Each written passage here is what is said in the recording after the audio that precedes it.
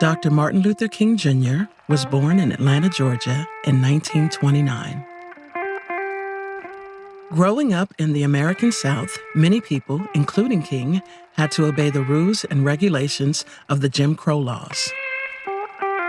These laws were created to legally enforce racial segregation in the southern areas of the United States. Growing up in the Jim Crow era, practically all aspects of private life and public life were segregated. And that was meant not simply to keep the races apart, but to send signals about which race was the dominant race. And that was, of course, white people. In 1909, a group of prominent Black and white campaigners created the National Association for the Advancement of Colored People, also known as the NAACP. Their goal was to achieve racial equality and challenge issues like the Jim Crow laws.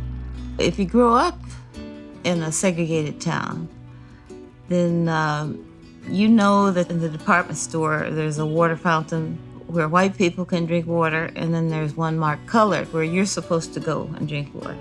Now, when you're just a little kid hanging along with your mother, you don't really think that much about it. You just like you're supposed to do what your parents tell you, you go to the colored fountain and drink the water there. So it was the way things were, just like the sun comes up in the morning and goes down in the evening. Gloria Ray Callmark grew up in Little Rock, Arkansas in the late 40s and 50s. But then every now and then something would happen, like the man who was found hanging from the street lamp in front of our church. He'd been lynched.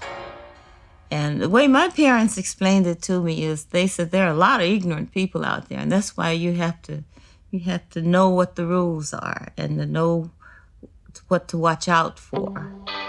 Martin Luther King Jr. grew up in a family with strong connections to the Black church, and he became a member of the Baptist community at an early age.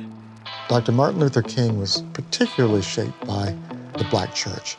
His grandfather had been a leading Black minister who served a leadership role in institutions like the NAACP.